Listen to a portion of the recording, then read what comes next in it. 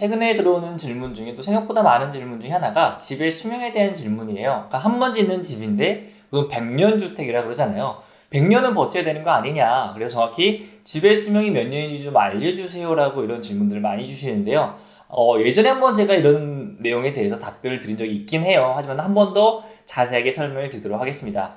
집의 수명은 100년 가면 좋죠. 네, 하지만 실제로는 100년은 못 가요. 왜냐면은 100년 동안 버티고 서 있을 수는 있겠지만은 설비나 내부 마감이나 디테일 같은 경우에는 많이 망가져 있을 거예요. 그래서 제가 보통 가장 많이 하는 말 중에 단어 중에 집의 1차 수명이라고 부릅니다. 이게 뭐냐면은 기본적으로 집의 골조나 이런 걸로 집의 수명을 따지는 것이 아니라 집의 설비 배관 같은 걸로 저희가 이 집의 수명을 따지는 거예요. 예를 들면은 30년 전에 지은 아파트를 예로 들게 되면 30년 전에 지을 때는 분명히 새 거였겠죠. 하지만은 세월의 풍파를 맞으면서 30년이 지난 뒤에는 어떻게 하죠? 허름해 보이죠.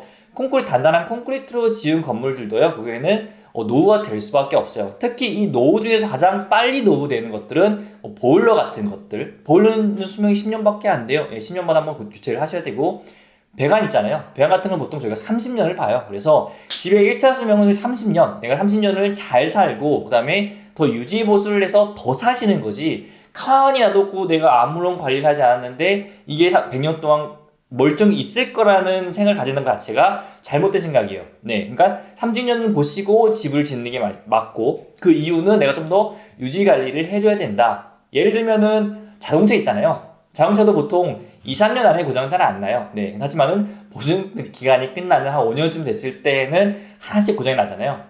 짧게 타시는 분도 있고 20년 넘게 타시는 분도 있는데, 이거는 그게 유지 관리적인 측면에 따라서 집의 수명이 결정될 수 있다. 이렇게 보시는 것이 맞을 것 같아요. 정리를 하게 되면요, 1차 수명은 일단은 30년. 네, 여러분들 집 지을 때 30년 보고 지으세요. 네, 30년 뒤에 또 어떠한 기술이 나올지는 아무도 몰라요. 네, 30년 전의 창호와 지금의 창호의 기술이 완전 다르고 단열재도 다르고 공법이나 내진에 대한 부분도 완전히 다릅니다. 네, 그렇기 때문에 너무 100년을 내다보고 집을 지을 것이 아니라 일단 30년 짧게 보시고 지으시고 잘 사시고 유지 관리하셔가지고 더 많은 또 후대까지 물릴 수 있는 집을 만들고 유지하시길 바라겠습니다.